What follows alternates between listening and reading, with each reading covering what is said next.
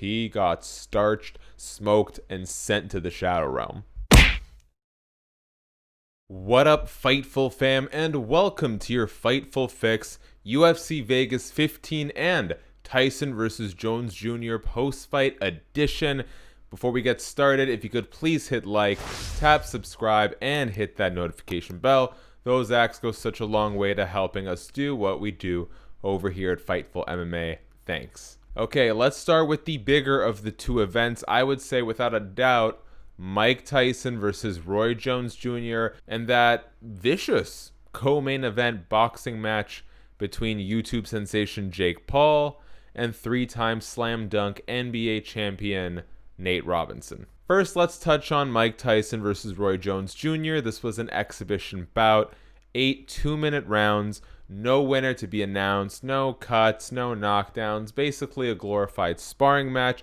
But I will say Iron Mike seemed like he was going for the kill. He was landing some hard body shots against a Roy Jones Jr. that honestly looked out of shape, out of breath, and kind of overmatched. Tyson was, we always expected that Tyson was going to have the harder shots in this fight, but a lot of people also thought that, Mike Tyson in his mid-50s, having not fought since I think 2005, was going to gas. But what actually happened is Roy Jones Jr., who has fought as recently as February of 2018, who is a few years younger, was noticeably slower, had noticeably less pep in his step, less power in his punches, and Mike Tyson was really the superior boxer on this night in every facet of the game. The broadcast officially declared it a draw, but I think it's pretty obvious from just about anyone who watched it that Mike Tyson was the winner. Where do they go from here? Well, Roy Jones Jr. had said prior to the match with Tyson, if all goes well, next up he wants Anderson Silva. That definitely doesn't look as appealing considering the condition Roy Jones Jr. was in. Mike Tyson, I mean, if he made as much money as we think he did, why not do more? He has stated that he's interested in opening like an old man's league for all sports where retired athletes, boxers, football players, tennis players, whatever, can have a promotion where they can continue their career, shoot for legacy one more time against people of similar skill sets. I'm all for it. I mean, Dan Tom of MMA Junkie joined me on 1-2 Punch this Friday, and he did say, Shaq, when it comes to head trauma, when it comes to boxing, kickboxing, MMA sports where you're going to incur brain damage and you're going to get hit hard, and power is the last thing to leave, you need to be careful with these, aging fighters. For me, if they really have a yearning to do it and it's going to happen one way or another, I'd much rather see something like Mike Tyson versus Roy Jones Jr. than, let's say, Uriah Hall versus Anderson Silva. And heading to the co-main event, Jake Paul versus Nate Robinson. Wow. Nate Robinson is now officially 0-1 as a professional boxer. Meanwhile, Jake Paul improves to 2-0. I was telling Sean Ross Sapp and Jeremy Lambert of Fightful Pro Wrestling on a live stream that we did, a little watch along for Tyson versus Jones. You can check that out on this channel. I'll link it up around here. But I told them, I think there's no bigger discrepancy in combat sports than a 1-0 fighter versus an 0-0 fighter, because there's something about getting in there and actually having a pro fight that teaches you what it's like to remain calm in the eye of the storm. And Jake Paul, to his credit, he has a lot more experience. He's gone through a training camp before. He's fought a professional boxing bout before. And Jake Paul, as much as I hate to say it, looked really damn good. He dropped Nate Robinson 3 times across about a round and a half, once at the end of the first, once early in the second, and then the knockout blow partway through round 2. All 3 times he face planted Nate Robinson, and the third time Nate was out for quite a while, running in with his hands low. It's clear that the moment got the best of him, that he wasn't, even if he had trained, done all the right things in preparation, it is hard when you're in there under the bright lights for all the world to see, getting punched in the face by another man. And I think Jake Paul, a couple bouts in now, has sort of adapted to what that's like. Nate Robinson, not so much. He got starched, smoked, and sent to the Shadow Realm. Jake Paul is out here calling out the likes of Conor McGregor, Ben Askren, Jorge Masvidal, Dylan Dennis. I don't think he should fight Jorge Masvidal. I don't think he should fight Conor McGregor. Both those guys would hurt him badly in a boxing bout. And I know Jake Paul wants to play this game of, oh, in an MMA fight, they would have me, but this is boxing. They don't train this one discipline. Conor McGregor showed me enough against Floyd Mayweather to have my complete confidence that he would absolutely F up Jake Paul in a boxing match, and Jorge Masvidal might be the best boxer we have in the UFC today. Ben Askren, I don't know. Maybe I'm not giving Ben Askren enough credit, but it's clear that, Ben is someone who relied on his truly outstanding wrestling for a really long time and never put the emphasis into the other aspects of MMA that he needed to compete at a UFC level. And Dillon Danis is, just a little bit of an unproven commodity when it comes to MMA at this juncture. I would probably venture to guess that Dillon Danis, I think, I'm sorry to say this because I love Funky Ben, I think Jake Paul probably has the best chance of beating Ben Askren out of that swath of talent, but I don't think we're going to see it happen. And moving on to UFC Vegas 15, this was a card headlined by Anthony Smith versus Devin Clark.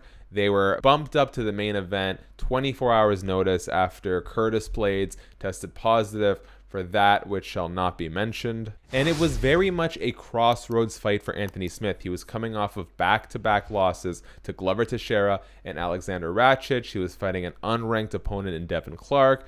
And we were really waiting to see, is Anthony Smith, does he still have it in him? And he passed with flying colors. He tapped out Devin Clark with a triangle choke 2.5 minutes into round number 1.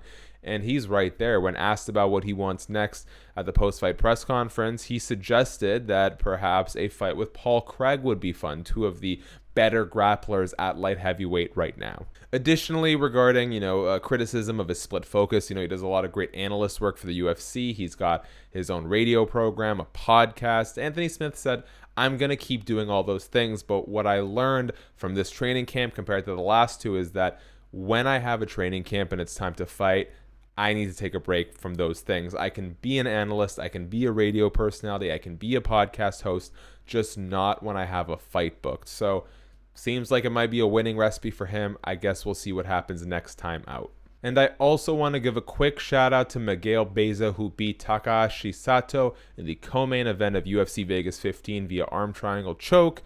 And afterwards, he was highlighted by Dana White as a potential Puerto Rican superstar for the promotion, that once this ongoing global situation passes and they can start looking at fights all around the world, that he is someone the UFC has marked as a potential superstar for their Puerto Rican demographic. So cool.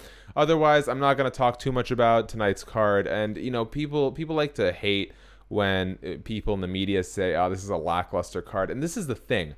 It's not that people are saying it's not going to be an entertaining card, that the fights aren't going to be fun. In fact, I would argue when you have when you have a lower caliber card overall from top to bottom in terms of skill level, you're going to get more fun fights because they tend to be a little more wild. What it is, though, and I think this is a perfect example of it, is when you don't have a stacked card at face value, there aren't as many stakes. Beyond obviously moving up and down their respective divisions, the biggest storyline, and really the only storyline that the casual audience and the majority of MMA fans would be familiar with going into this, was Anthony Smith's losing streak, right? We don't know enough about these other fighters to be super invested at this point, and whether that's because of marketing failures or an abundance of cards, I don't know. But that's what people are saying when they say that, this card doesn't look good. It's not that the fights aren't going to be fun. It's that we have not been given a lot of reason to care or be invested in the outcomes. As we wrap up, I just want to hit a few interesting points from UFC President Dana White at Saturday's post-fight press conference. He says he's planning on meeting with Khabib in Abu Dhabi, that they will speak, and that although Khabib has yet to say he will fight again, Dana White is still convinced that it'll happen. Regarding Michael Chandler, he explained that, Michael Chandler, and this was he's made the statement before Dana White has, but he said that, Michael Chandler just couldn't make the turnaround for UFC 256 after cutting all the weight. But whereas Dana White in the past has been sort of critical of fighters unwilling to take short notice opportunities or take the fight that's offered to them, Dana White said no. Michael Chandler, he did us a solid. He came out to UFC 254. He cut the weight. If he can't do it right now, he can take his time and we'll get him a fight when he's ready. So Michael Chandler looks to be in tremendous standing with the UFC right now. As we all did, Dana also says he believes Mike Tyson won the fight, although, it is fair to say that I think Dana and Mike do have a personal relationship, but anyone blind and deaf could tell that Mike Tyson won that fight. Also of interesting note, UFC President Dana White has talked about doing International Fight Week on Fight Island in Abu Dhabi. We already know that his goal is to have a sold-out arena for UFC 257, Conor versus Dustin. And now Dana White is saying that there are plans between January and February to have International Fight Week, and there will be 3 cards in a 7-day span, Saturday, Wednesday, Saturday. But you have to imagine it's obviously going to be centered around Conor McGregor versus Dustin Poirier. That fight is on January 23rd, so you're looking at either Holloway Kattar, Poirier McGregor, and then the fight night after that, or Poirier McGregor and then the 2 subsequent fight cards. I would venture to guess, though, that they're probably going to wedge McGregor and Poirier in between there. And that is all for today's Fightful Fix. Let me know in the comments section, guys. Where do you think Mike Tyson should go from here? Do you want to see him box again? Yes, no, maybe so. Let me know what your thoughts are. And also, where does Anthony Smith go from here? Do you like the Paul Craig matchup? Is there something in the top 15 that whets your appetite a little more? Always want to hear from you guys. If you like this video, please hit subscribe, please tap the notification bell, and please hit the like button. I can't tell you how much those do for us, and we're very close to our 3,000 subscriber goal to end the year. We're at 2,900, so 100 subscribers is all we need. Anyways, I thank you guys so much for everything you do. For Fightful MMA, I'm Shaquille Madjuri, and stay tuned for everything Fightful and so delightful. Peace. Fightful.com